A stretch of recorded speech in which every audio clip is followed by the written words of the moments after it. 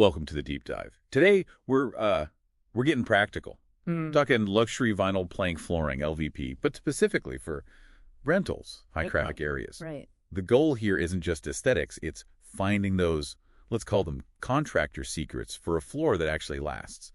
A real investment, not a headache. Exactly. And step one is knowing what you're actually buying.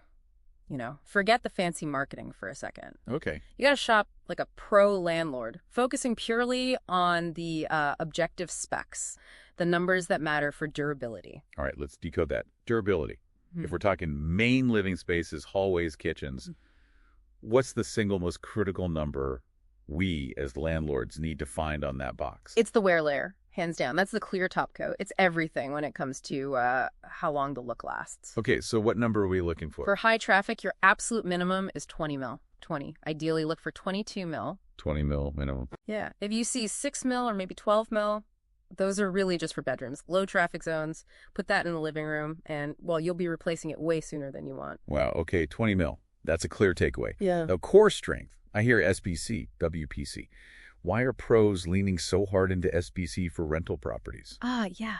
Density. SPC is stone polymer composite. It's got limestone dust mixed in. That makes it incredibly dense, very rigid. Right. So it resists dents much better. Dropped pots, heavy sofas being moved around. It handles impacts really well. And WPC. WPC wood polymer composite. It feels a bit softer underfoot, which some people like, but it's just much easier to dent.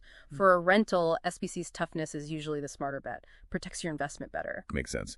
And quickly on looks, we've seen sources point toward lighter oak finishes, like a sterling oak type color. Yeah, light oak is pretty forgiving. It hides dust, minor scuffs reasonably well, and it goes with almost anything, especially those popular light gray walls, like silver drop. It's versatile. Okay, good tip. So we've got our durable SPC plank with a 20 mil wear layer.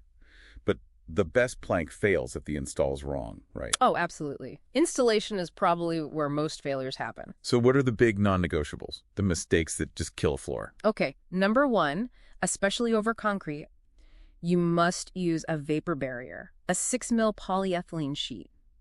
Mandatory. Mandatory. But wait, what about the padding that's already attached to the planks?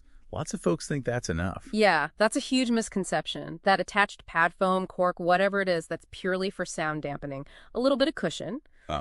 It is not waterproof. It's permeable. Concrete breathes. It pulls moisture from the ground. Without that separate 6 mil poly sheet, moisture gets trapped under the vinyl. And then you get mold. Mold, mildew, and guess what? Your lifetime product warranty is instantly void. Every single manufacturer specifies this. Okay, 6 mil poly over concrete. Got it. Yeah. What's the mistake number 2? You mentioned it causes most failures. Subfloor prep. Probably 90% of issues trace back here. Think about pulling up old carpet. You've got all those little holes from the tack strips, maybe some uneven spots. They seem so small, though. Does it really matter? It absolutely matters. LVP is a floating floor, remember. It clicks together but isn't glued down.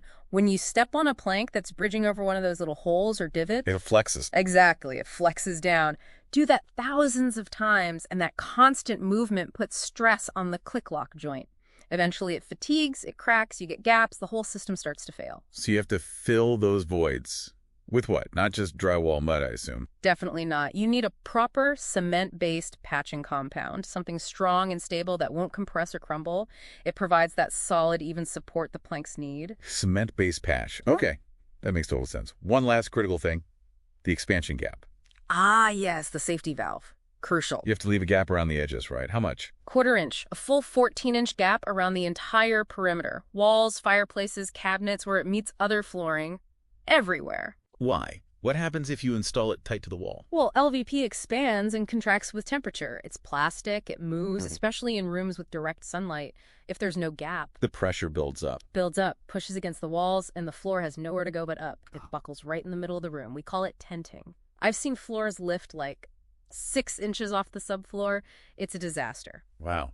And that gap is just hidden by the baseboards and transition strips anyway? Precisely. No reason to skip it. Okay, let's quickly recap the pro checklist then. Yeah. Shop smart. Minimum 20 mil wear layer, ideally SPC core. Install right. Mandatory 6 mil vapor barrier over concrete. Patch all subfloor imperfections with cement patch. And always, always leave that 14-inch expansion gap. You got it. Those are the fundamentals for a long-lasting LVP floor. in a demanding environment like a rental. Perfect. So one final thought for our listeners to chew on beyond the installation. Yeah, protecting that investment long term, it really comes down to tenant education, or at least setting things up right between tenants. Yeah. You absolutely need felt pads on the bottom of all furniture legs, no exceptions. Felt pads, okay. And entrance mats. Definitely use mats at doorways to catch grit. But, and this is the key detail, make sure those mats do not have a rubber or latex backing. Why not rubber-backed mats? The chemicals in some rubber and latex backings can actually react with the vinyl over time, causing permanent yellowing or discoloration. You want mats with a vinyl-safe backing. It's a small detail, but it keeps that floor looking good for the next tenant and the one after that.